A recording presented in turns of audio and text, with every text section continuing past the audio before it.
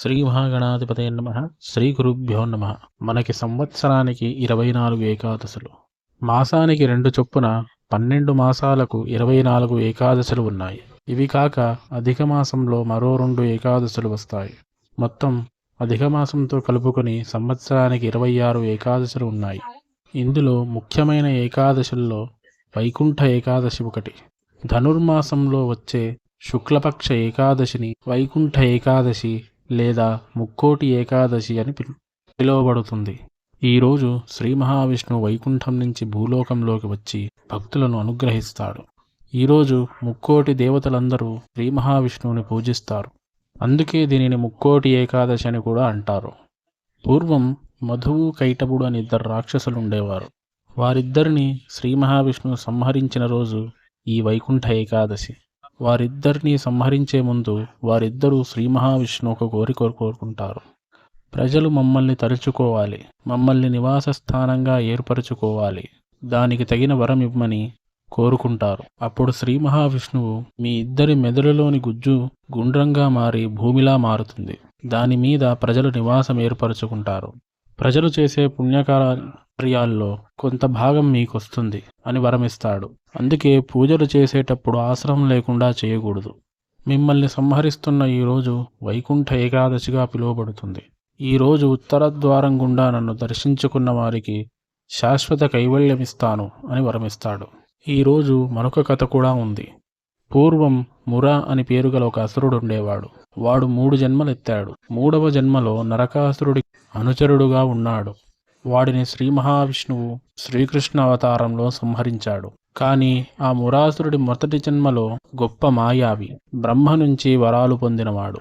తనని సంహరించాలి అంటే ఒక రోజంతా భూమి మీద కనపడకుండా తపస్సు చేసిన వాడి వల్ల మాత్రమే అది సాధ్యమవుతుంది అన్న వరం పొందాడు.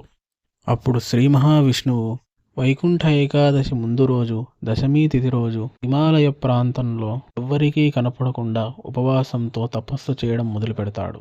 ఇంతలో ఏకాదశి గడియలు వస్తూ ఉండగా నారదుడు మురాసురుడి దగ్గరికి వెళ్ళి నీకోసం కుట్ర జరుగుతుంది, శ్రీ మహావిష్ణువు తపస్సు చేస్తున్నాడు అని చెప్తాడు.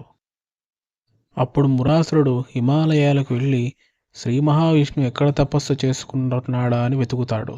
కానీ ఎంత వెతికినా విష్ణువు మురాసురుడికి కనపడడు. ఇంతలో దశమి గడియలు పూర్తయి ఏకాదశి గడియలు వచ్చేస్తాయి. అప్పుడు మురాసురుడికి విష్ణువు కనిపిస్తాడు. విష్ణువు సుదర్శన చక్రంతో మురాసురుడి తల నరికేస్తాడు. అప్పుడు మురాసురుడి ఆత్మ బయటికి వస్తుంది. అప్పుడు శ్రీ మహావిష్ణువు నీకేం వరం కావాలో కోరుకో అని అడుగుతాడు. దానికి మురాసురుడు నన్ను ఈరోజు సంహరించావు కాబట్టి ఈరోజు నిన్ను దర్శనం చేసుకున్న వారికి ముక్తిని ప్రసాదించు అని కోరుకుంటాడు. దానికి శ్రీ మహావిష్ణువు తదాస్తు అని చెప్పి ఉత్తరం వైపు నుంచి నీ తల నరికాను కాబట్టి నేను ఈరోజు ఉత్తర ద్వారం గుండా దర్శనమిస్తాను. ఎవరైతే నన్ను ఉత్తర ద్వారం గుండా దర్శనం చేసుకుంటారో వారికి తప్పకుండా ముక్తిని ప్రసాదిస్తాను అని చెప్తాడు. నువ్వు మరో 2 జన్మలు ఎత్తుతావు. 3వ జన్మలో ద్వాపరయుగంలో నేను శ్రీకృష్ణ అవతారం ఎత్తి నిన్ను సంహరించగానే నువ్వు శాశ్వతంగా వైకుంఠానికి చేరుతావు అని శ్రీ మహావిష్ణువు మురాసురుడికి వరమిస్తాడు. కాబట్టి మధుకైటబుల్ని చంపిన తిథి, మురాసురుని చంపిన తిథి వైకుంఠ ఏకాదశి. ఈరోజు ఈ కథలు తప్పకుండా వినాలి. ఈరోజు పాటించవలసిన నియమాలు: సూర్యోదయానికి పూర్వమే లేచి తలారా స్నానం చేయాలి. సంధ్యావందనాది కార్యక్రమాలు ముగించుకున్నాక శ్రీ మహావిష్ణువుని ఆలయంలో ఉత్తర ద్వారం గుండా దర్శించుకోవాలి. తర్వాత రోజంతా ఉపవాసం ఉండాలి. మరుసటి రోజు ద్వాదశి గడియలు ముగిసేలోపు భోజనం చేయాలి. ఈరోజు బ్రాహ్మణులకు దానం చేస్తే అధిక ఫలితం వస్తుంది. ఈ వీడియో గనక మీకు నచ్చినట్టయితే లైక్ చేయండి, షేర్ చేయండి. ఇటువంటి మరిన్ని వీడియోల కోసం మా ఛానల్ని సబ్స్క్రైబ్ చేసుకోండి. స్వస్తి.